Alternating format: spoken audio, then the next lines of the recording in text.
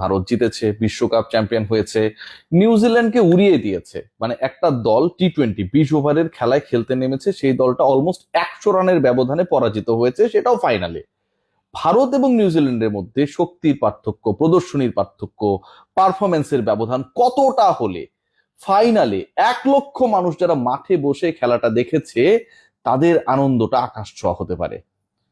ভারত যেন আজকে জিততে নেমেছিল, শুধু জিততে না, আহমেদাবাদের নরেন্দ্র মোদী স্টেডিয়ামে তাদের যে একটা কুফা ছিল যে ওখানটায় খেলতে নামলেই ভারত পারে না, রোববারে ফাইনাল হলে ভারত পারে না, সকল আমার কাছে মনে হয় সুপারস্টেশনকে দূর করার জন্য সূর্যকুমার যাদবের দল আজকে সেরাটা নিংড়ে দিয়েছে। আমার কাছে মনে হয় যে কারো কারো প্রতি একটু হলেও অবিচার করা হয়। কেন আমি এই আলোচনা করছি, কেন এই আলোচনা তুলছি? দেখুন, গত দুইটা কন্টেন্টে যেই আলোচনা করেছিলাম এবং সেই আলোচনার মূল প্রতিপাদ্য ছিল যে যদি সঞ্জু স্যামসন না থাকতেন তাহলে হয়তো ভারত সেমিফাইনালসে যেতে পারতো না, যেদিন তিনি 50 বলে অপরাজিত 97 রানের অবিশ্বাস্য ইনিংসটা খেললেন। ভারত তো সেমিফাইনালে চলে গেল। এরপরে যেদিন সেমিফাইনাল খেলা হলো, সেমিফাইনাল, বিগ সেমিফাইনাল, এবং সেই সেমিফাইনালে শেষ পর্যন্ত কে জিতবে একটা ভয়াবহ অনিশ্চয়তা, কারণ গেল আসলে দুই ফাইনালিস্ট সেমিফাইনালে মুখোমুখি। সেই ম্যাচে কেউ আশা করেনি যে সঞ্জু এদিনও আসলে সবাইকে সাইজ করবে।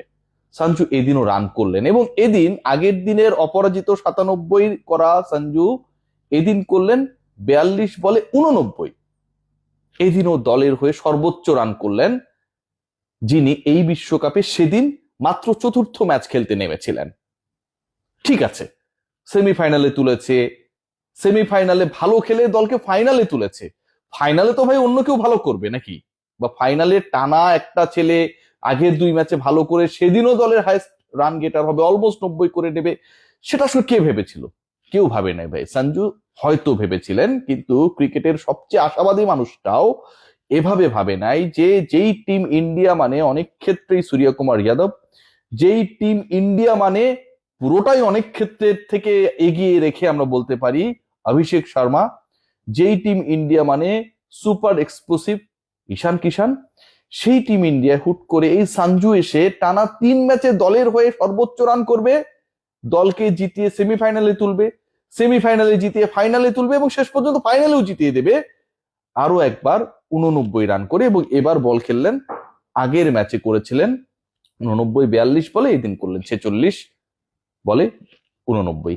টানা 3 ম্যাচে একজন cricketer, the way he batted, যেভাবে তিনি দলকে টেনে তুলেছেন এবং কতটা পার্থক্য গড়ে দিয়েছেন। আমি যদি রানের ট্যালিটা দেখি যে আসলে কারা কত রান করেছে, আমি সঞ্জুকে নিয়ে আলোচনা করছি কারণ এই ইন্ডিয়া দুটা কারণে আসলে চ্যাম্পিয়ন হয়েছে। আপনি মানুন আর না মানুন, এক নাম্বার হচ্ছে সঞ্জু স্যামসন, আর দ্বিতীয় যেটা সঞ্জু স্যামসনের পাশাপাশি সেটা হচ্ছে ভারত যে ওই সাউথ আফ্রিকার এগেনস্টে ভালো খেলতে পারে নাই। আগের কথা বলছি, পূর্বের গল্প বলছি। সেটা ভারত যদি 2023-এর মতো সব ম্যাচ জিতে অপ্রতিদ্বন্দ্বী হয়ে ফাইনালে উঠতো, এই ম্যাচটাও ভারত জিততে পারতো না। ভারত তাদের ব্যাড টাইমটা আগে যখন পার করে এসেছে না, এই দলের প্রত্যেকটা ক্রিকেটার বুঝে গেছে তাদের ঘাটতির জায়গা কোথায়। এই দল ম্যানেজমেন্ট বুঝে গেছে তাদের সঞ্জুকে প্রয়োজন। এই দল বুঝে গেছে চ্যাম্পিয়ন হতে গেলে তাদের কোথায় কোথায় ভালো করতে হবে।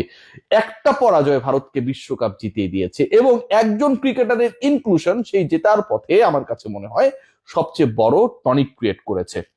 দেখুন, এই যে ইন্ডিয়া এত ভালো খেললো এবং এই ম্যাচটা যদি রানের ট্যালিটা দেখার চেষ্টা করি, সবচেয়ে বেশি রান করা যেই ক্রিকেটার পাকিস্তানের সাহিবজাদা ফারহান, এবং তিনি, তার দল সেমিফাইনাল পর্যন্ত খেলতে পারেনি। তারপরেই রয়েছেন সেইফার্ট, এবং তারপরে তৃতীয় সর্বোচ্চ রান গেটার যিনি মাত্র খেলেছেনই 5টা ম্যাচ, অন্য ক্রিকেটাররা 9টা পর্যন্ত ম্যাচ খেলে ফেলেছেন, ভারতের এই ক্রিকেটাররা, সঞ্জু করলেন 321। 321 রান করেছেন 5 ম্যাচ খেলে এবং রান গেটার্সদের টপ 3-তে একজন ক্রিকেটার। ভাবতে পারেন সবশেষ 3টা ম্যাচে তার অবদান টিম ইন্ডিয়াকে কোন লেভেলে সাপোর্ট করেছে। যার স্ট্রাইক রেট হচ্ছে 199.37, এবং যিনি ইন্টারেস্টিংলি এভারেজ করেছেন, মানে যেই এভারেজে রানটা করেছেন সেটা হচ্ছে টি-20-র আলোচনা করছি যেহেতু, খুবই ইন্টারেস্টিং, 80। সঞ্জু এই ভারতকে টানা দুবার, যেটা বিশ্বে এর আগে কখনো টানা দুবারের চ্যাম্পিয়ন কোনো টি-20 দল হয় নাই, সেটা করেছে। ভারতকে 2007-24 এবং 26-এ টি-20 বিশ্বকাপের একটা অনন্য রেকর্ড এবং মুকুট পরিয়েছে, যেখানে তারা 3বারের চ্যাম্পিয়ন। এই ভারতকে নরেন্দ্র মোদী স্টেডিয়ামে, যেখানটায় বলাই হয় যে আসলে তারা খেলতে নামে হারার জন্য, প্রতিপক্ষ খেলতে নামে জেতার জন্য, দর্শকরা মাঠে যায় চুপচাপ থাকার জন্য, সকল কিছুকে বদলে দিয়েছে। খেয়াল করে দেখবেন যে আজকের এই ম্যাচে সঞ্জুর কথা যদি বলি তাহলে তো আরো কারো কারো কথা বলতে হয়।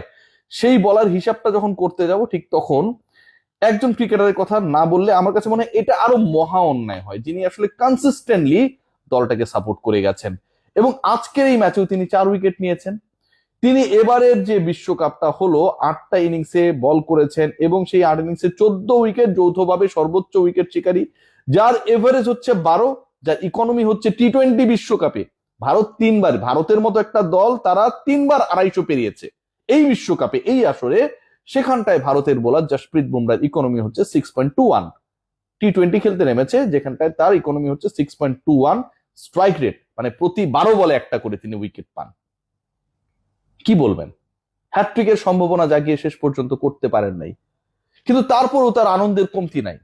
লাস্ট ম্যাচে যেভাবে 18তম ওভারটা করেছিলেন, সেই ওভারে তিনি রানা বল দিয়েছিলেন, একটা ডটও করেছিলেন এবং পুরো ম্যাচটা একটা সময় যখন মনে হচ্ছিল যে ফসকে যেতে পারে, ভারত হেরে যেতে পারে, সেখান থেকে দলকে উদ্ধার করেছিলেন।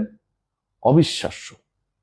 আমার কাছে মনে হয় জসপ্রীত বুমরা এবং সঞ্জু টিম ইন্ডিয়াকে যেভাবে টেনে তুলেছে, উদ্ধার করেছে, অনেক বেশি আলোকিত করেছে, টানা 2টা বিশ্বকাপ জেতাতে লিডিং রোল প্লে করেছে, অন্য কোনো দলে এই 2টা ক্যারেক্টার না থাকাটাই আসলে আমার কাছে মনে হয় ব্যবধান গড়ে দিয়েছে।